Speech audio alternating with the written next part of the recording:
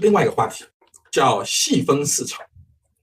就之前我们说呢，有这个高档上流、中档上流、低档上流这3个区段是比较危险的，一般不推荐购买的不推荐购买的品牌，不推荐购买的这个产品定位。除此之外呢，还有一个坑是需要避一避的，还有一个坑也是很危险的，你们要避开。这个坑叫做细分市场，或者叫小众市场。小众市场是什么意思呢？我先问你个问题啊，我们在太原的朋友知道，山西太原卖星河湾，星河湾差不多要卖到5、6万一平米，然后都是大户型，300多平米的，一套太原的房子卖2000万，有价有市，卖了很多，差不多500多套吧，5、600套，一扫而空。请问太原星河湾可不可以入？可不可以入？再举个例子，比如说呢，珠海横琴，珠海横琴有那个4万块一平米的这个超高层那个绿城的物业，那么这个房子的话，卖了300套，全部卖完了，它也是有价有市的，300套全部卖完了。但是能不能入，能不能投珠海横琴，你可以说它真的是卖完的，自住可以入啊，只要欧老师不好好讲课，你们就会犯错误。如果我不讲这些细节的话呢，你们就会犯错误。为什么？因为它有一个概念叫市场容量。就山西太原这个地方呢，平均一套房子就200万，但是你开一个星河湾卖2000万一套，一套抵10套。那么星河湾能不能卖？能不能卖光？是可以卖光的。他卖给谁？卖给煤老板。煤老板呢有这个钱，他有这个需求，他也有装逼啊，有享受啊，也有这个买大户型的需求。煤老板有这个购买力，所以他500套一扫而空。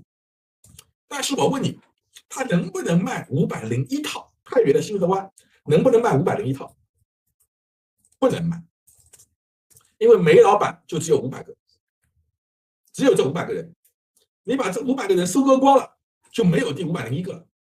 你要造510套、520套、550套、600套，后面都是空置的，没这么多有钱人。那么这种叫什么呢？叫做小众市场，叫小众市场。就是你前面的几百套能值这个价，但是套数一多的话，后面就站在山岗上了。就像之前我老师发了一个表格，看到没有？这个表格，你在郊区的大户型，你到了什么川沙的工业区，搞一个400平米的大别墅，有没有人买？有的，因为在川沙啊，在什么周浦啊，还是有那种工厂主，还是有小老板，他们可能赚了钱，他就在自己工厂啊，在自己的这个企业附近买套别墅住，他有这个需求。但是这种东西呢就很少，只能走100套、200套。你造的太多了，没这么多老板就砸掉了。如果造的非常多的话，这个造2000套，市场就崩掉了。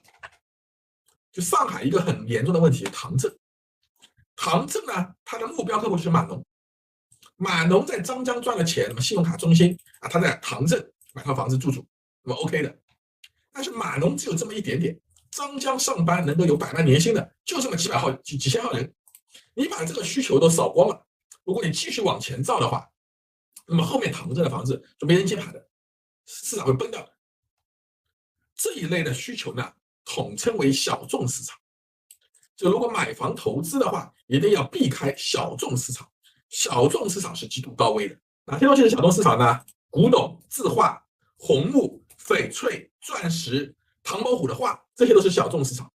收藏品的流动性很差，是小众市场。还有一种就是品牌溢价，你买一个仁恒的房子，它比隔壁那个小区贵50%。那他也能卖，因为有人很粉，他们有特别喜欢的人，看到人很就买。但问题是什么呢？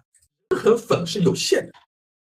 你如果下一次这个房子人和冰城你要转手的话，只能再卖给另外一个人很粉。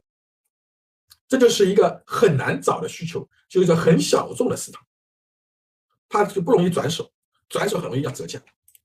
卖货要卖大陆货，越是大陆的。